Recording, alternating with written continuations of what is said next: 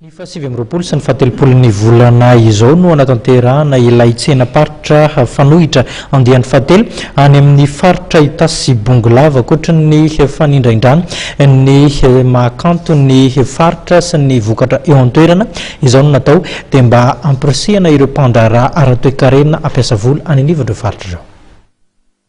Manan-karena tokoa ny faritra Itasy Bonglava indrindra raha ny hisehatra ny famokarana ny resahany. Vokatry ny fanohanan'ny tetikasa fanohitra na prosperaire sy ny antenimieran'ny varotra ao amin'ireo faritra roa ireo tokoa dia omena sehatra izany arena avokaran'ny faritra izany amin'ny alalan'ny tsena paritra fanohitra andihan'ny fahatelo izay ho totosaina ny 7 amby roapolo sy 3 jolay ho avy izao. Fampandrosoana amin'ny lafiny sosialy sy toe-karena no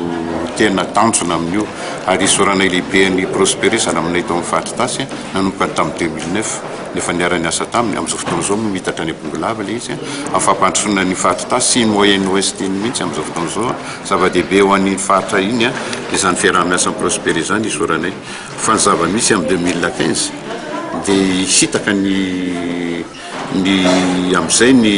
programa sy ny fitana dia misy fisitahana bailleur sy fisitahana programme napetraka ilay bailleur ireny dia mikatona koa ilay activité na misy mandeha sy tody fa miezaka kosa zahay amin'ny chambre de commerce hitanareo ngamba ny fihetsikehetsehan'ny président-ny fédération any monsieur Sabani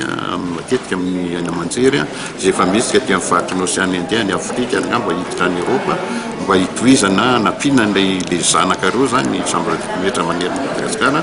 fa au niveau anay na ny amin'ny sehatra misy anay koa efa misy partenaire ihany koa tandrahanay manokana zay amin'ny relation mifandraisana amin'ny Aquitaine ny région Itasy dia mitandrika koa zay zay.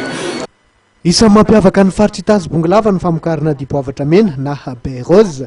izay napiditra vola amin'ny tetina 4,7 tapitrisa ariary tamin'ny taona 2014. Manana orinasa fanodonana mananasy izay miroborobor tokoa ankehitriny izy ary mieritreritra ny anondrana tsaramaso ho milanjatra amin'ny arivo-taona ihany koa. Vokatry ny fiaraha-miasa eo amin'ny vondron'ny tatsa-pamokatra sy ireo mpandrarahan'ny tsena avokoa izany.